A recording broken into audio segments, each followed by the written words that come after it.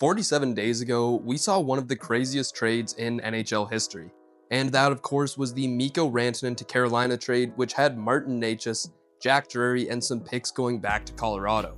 And now, less than 2 months later, Mikko Rantanen has been flipped once again, this time to the Dallas Stars. Now, at the time of this trade, I shared an opinion that I saw a lot of people have online, which was that this was an incredible deal for the Carolina Hurricanes. Rantanen was a consensus top 10 to 15 player in the NHL, and the biggest concern over the Hurricanes team was their lack of having a true superstar.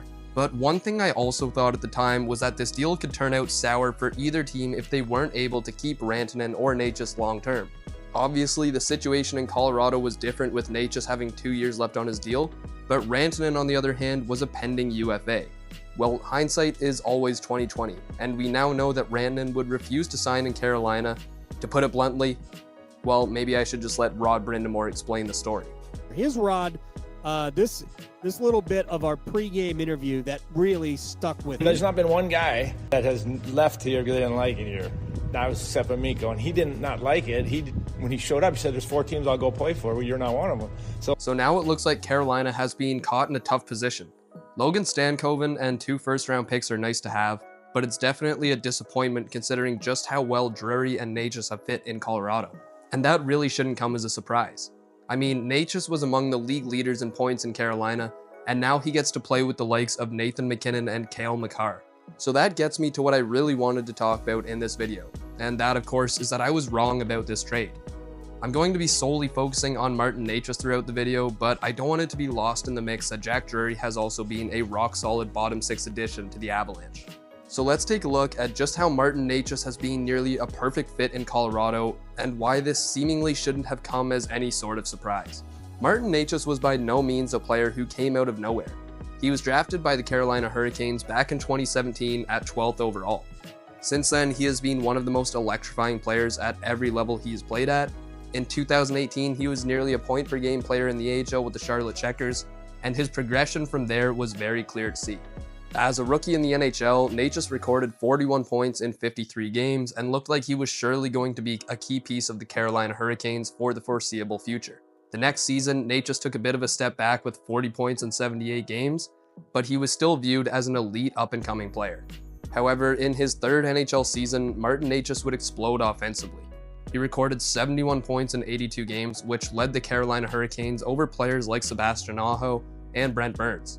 All signs pointed towards Necas truly breaking out into a superstar the next year. But unfortunately, success isn't always linear, and we saw him take another step in the wrong direction. Necas recorded 53 points in 77 games, but there was another more pressing issue that Necas was growing tired of. He felt that for the past few seasons, he was not getting the opportunity or the ice time that he deserved.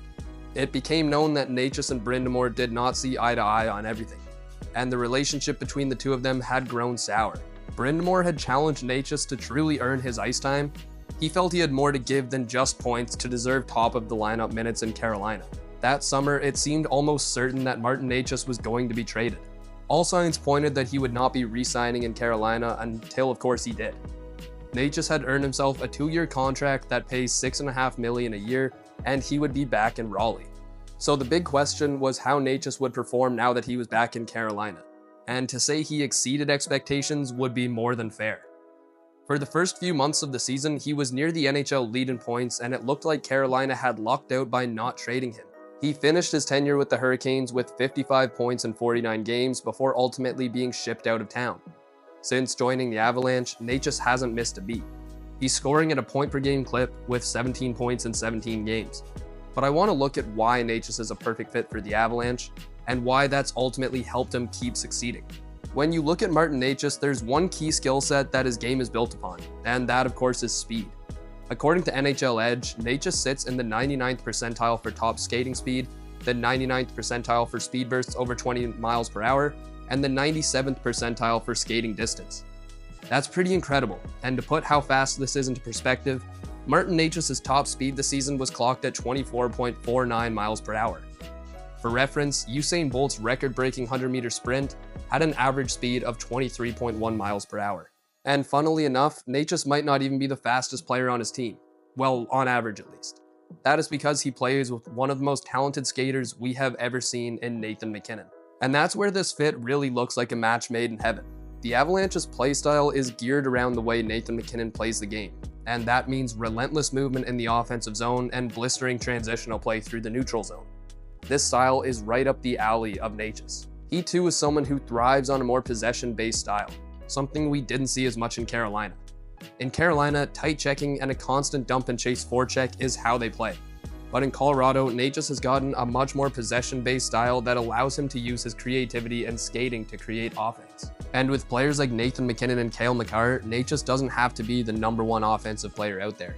He won't attract as much defensive attention, but he still has the skill set to punish any defender on any given night. And while his speed is obviously his top attribute, his shot is absolutely incredible as well. I mean, in general, he doesn't have a glaring weakness offensively speaking, but his shot is a level above the rest. His top shot speed was clocked at 94.62 miles per hour, which is also in the 96th percentile in the NHL. The guy is just a total offensive star, and he looks as confident as I have ever seen him. Just check out some of these plays from him in the short stint in Colorado. The skating and creativity is off the charts. And you know what else he's getting now that he's in Colorado? Lots and lots of ice time. His numbers had been increasing in Carolina this season simply because he was giving the Hurricanes no choice but to play him because of his production, but still he has seen a significant jump in Colorado. In Carolina, he averaged just over 18 minutes a night, and in Colorado, he's been averaging 21.5 minutes, a more than 3-minute bump per game. As he spends more time in Colorado, he should only become better and better with more time to build chemistry. As things stand, he looks like the perfect complementary piece for Nathan Mackinnon, although honestly, it would be hard not to fit with him. But he's someone that can at least keep up with Mackinnon on a nightly basis. For Carolina, obviously losing Necas and Rantanen hurts, but I don't think they're in a horrible spot considering everything that happened. Thinking about their leverage, getting a really nice player in Stankoven as well as 2 first-round picks is pretty solid. But for Colorado, what a deal. Chris MacFarland pulled off a masterclass now that it is all said and done. The only thing left to do is see how it unfolds in the playoffs.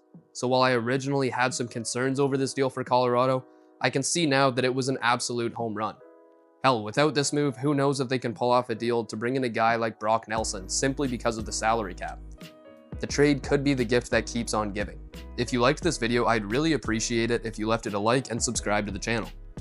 Also, be sure to let me know your thoughts on the whole Rantanen Necas Stankoven trade situation below in the comments, and as always, I'll see you in the next one.